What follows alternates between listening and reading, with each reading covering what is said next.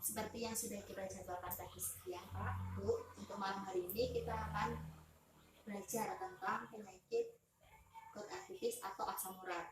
Jadi kan untuk tindakan awal itu kita mengedukasi terkait, kita mengetahui terkait asam uratnya itu seperti apa saja. Kurang lebih waktunya 10 hingga 15 menit. Apakah Bapak Ibu bersedia? Ya, siap. Baik Pak, ini untuk tugasnya. Terima kasih.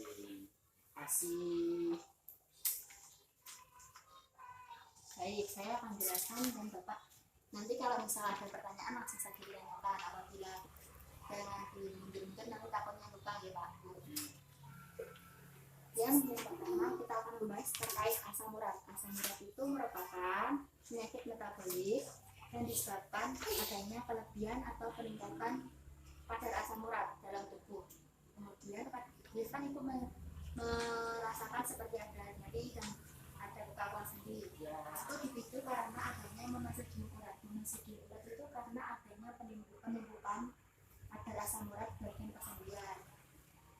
Terus kemudian terkait kadar asam urat normal untuk pria itu kurang dari 7. Kemudian untuk perempuan itu kurang dari 6. Kemudian yang selanjutnya yaitu terkait tanda dan gejala.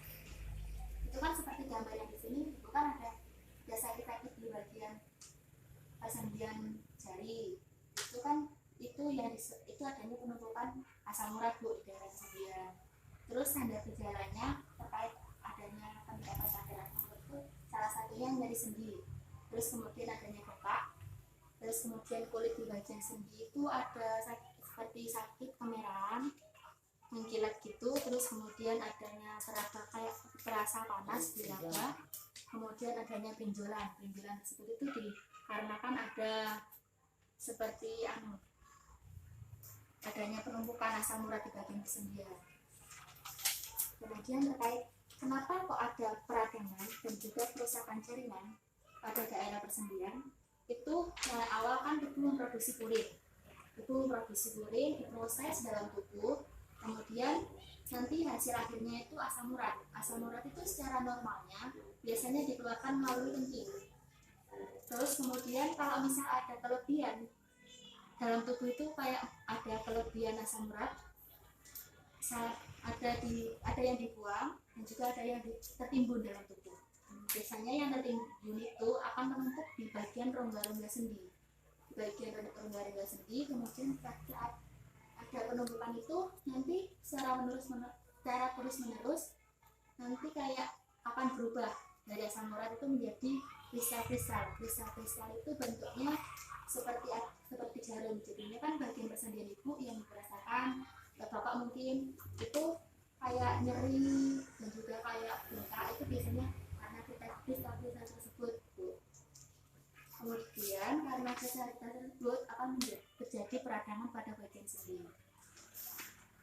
Terus kemudian terkait faktor risiko kok bisa terjadi kadar asam urat itu adanya pola makan yang tidak terkontrol, seperti kayak kebanyakan makan kacang-kacangan, terus daging dan lain-lain. Kemudian obesitas itu berat badan berlebih, kan harusnya ideal tapi ternyata berlebihan berat badannya. Kemudian adanya penyakit hipertensi, terus peminum alkohol, dan terus kemudian penggunaan obat tertentu seperti obat-obat diuretik.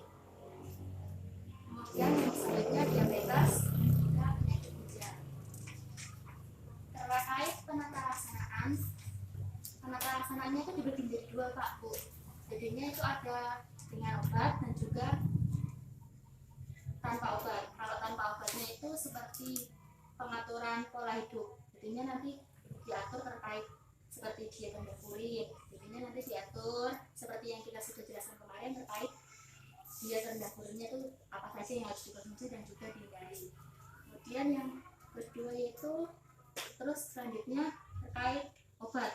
Pengobatannya itu kalau pada saat adanya serangan seperti nyeri hebat di bagian persendian, biasanya digunakan obat anti nyeri atau anti inflamasi seperti golongan ibuprofen, asam fenamid dan lain sebagainya. Kemudian yang yang selanjutnya yaitu obat untuk menurunkan kadar asam uratnya, yaitu tergolong pada obat-obat allopurinol.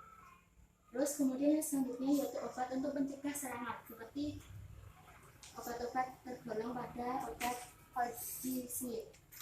Itu kan ada pada saat kan biasanya ada nyeri hebat, biar mencegah tidak ada nyeri hebat lagi, biasanya dikonsumsi obat tersebut. Kemudian terkait pencegahannya salah satunya dilakukan dengan cara diet rendah purin. Diet rendah purin sendiri itu seperti kayak kan biasanya itu ada konsumsi setiap hari, konsumsi orang biasa itu yang tidak menderita asam urat itu 1.600 hingga 1.000 mg purinnya, kayak kalau golongan makanan-makanan yang sudah saya sebut tadi.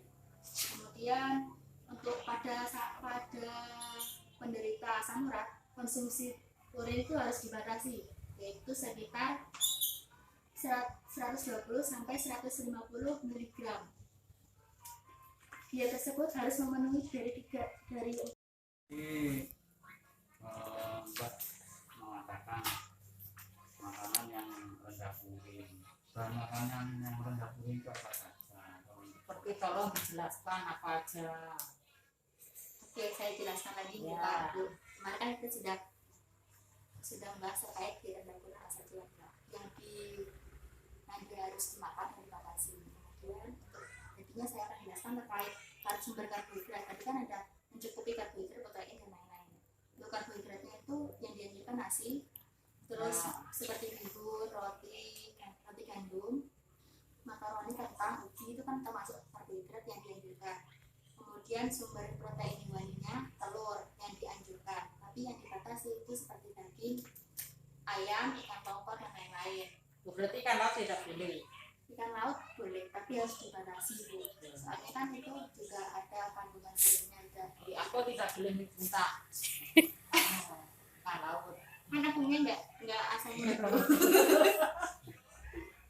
Terus untuk sumber protein abadinya kan itu harus dibatasi terkait seperti tempe, tahu. Kesukaanku itu. Tempe sama tahu tidak boleh. Dibatasi bukan nggak boleh. Sepatu berdasarkan kesannya. Ya, tahu maksimum itu 50 gram per hari. Terus kemudian sayurannya itu yang dianjurkan seperti wortel, labu siam, timun, terus kemudian terong, pare, oyong, gambas Itu boleh ya? boleh. Berarti tiap pagi kamu terong aja. Terus sayur tomat itu bisa, terus lada, lobak. Terus terkait bau-bauan, semua macam bau-bauan bisa, tapi ya dikontrol aja pembahasan kalian. Terus kemudian untuk minumnya itu lebih baik banyak Bu, soalnya kan untuk membantu pengeluaran purin dalam tubuh, asam uratnya itu biar Minum apa ini? minum air putih Oke. Tapi tidak boleh kopi. dikurangi. Kopinya kasih ke bapak. Ya bapaknya juga harus mengontrol, harus mendukung. Kan bapaknya aktivitasnya olahraga. Ibunya juga diajak Pak tiap Nah, hari. sudah diajak olahraga, tapi kadang-kadang nggak bisa. Ya, Kan di rumah nyuci. ya nanti kan dibantu anaknya Bu. Terus kemudian untuk memasaknya itu lebih dianjurkan untuk direbus semua Bu. Jadinya kan Itu digoreng. itu lebih baik dikurangi saja. Untuk yang rebusan lebih seperti yang sudah kita anjurkan terkait diet Hindari rendah purin lemak. kemarin. Iya. Terus itu saja Pak yang mau ditanyakan terkait pencegahannya.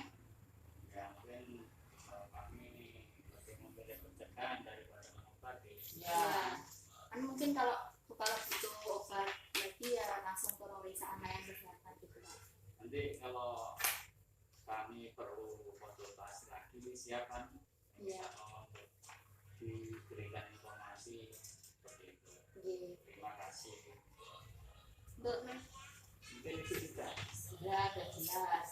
Terus terkait komplikasi dari asam uratnya sendiri itu adanya bisa terjadi gagal ginjal Bu kalau terlalu over maksudnya terlalu kayak sudah parah gitu asam uratnya, bisa terjadi gagal ginjal. Kemudian timbul penyakit kronis lainnya seperti darah tinggi dan juga darah seperti kanker golongan. Yang marah-marah juga. Tadi kan saya sudah jelaskan ya Bu, ini terkait sebabnya itu kok bisa nyeri karena kan ada penumpukan asam uratnya di bagian persendiannya Bu. Nah, jadinya kan kalau sudah tertimbun begini nanti lama-kelamaan berubah menjadi Untuk menghilangkan itu bisa enggak? Harusnya gimana? dikendalikan Pak. Untuk penyakit asam urat itu kan penyakit metabolik, jadinya itu harus dikendalikan pola makan dan lain-lain. Secara itu seumur hidup harusnya dikurang-kurangi kayak makanan seperti itu. Kalau pengobatannya sebenarnya harus seumur hidup karena seperti ini kan Polanya harus diatur ya. Iya. Konsumsi makanan. Tapi bisa sembuh ya. si cegah Jadi mengurangi. soalnya kan kalau dari usia juga kan berpengaruh juga Pak, metabolisme fungsi organ tubuhnya kan juga mulai menurun kalau usianya sudah mulai menua. Jadinya kan lebih baik dari mulai sekarang kita bareng-bareng untuk mengatasi terkait asam uratnya itu ya. Mungkin kalau perlu ke pemeriksaan kesehatan, kalau memang urgent sekali harus ke sana. Kan kalau kan dari Bapak kan sendiri juga khawatir untuk mengunjungi pusat pelayanan kesehatan karena terkait corona tersebut. Kalau memang sudah urgent sekali ya sudah Pak, nggak apa-apa Pak. Jadinya tetap protokol kesehatannya dilakukan, masker, cuci tangan dan lain-lain. Mungkin ada yang ditanyakan lagi Pak, Bu? Cukup ya, jelas. Untuk selanjutnya, pertemuan selanjutnya saya akan mengajarkan terkait kompres hangat pada bagian persendian. Nanti bapaknya saya ajari, ibunya juga kita belajar bersama bukan Ya, mengajar. ya. Jadinya nanti kita bisa mengurangi gejala-gejala nyeri pada ibunya. Itu mungkin bapaknya kalau misalnya nyeri juga saling membantu. Padahal kan tadi itu. Iya.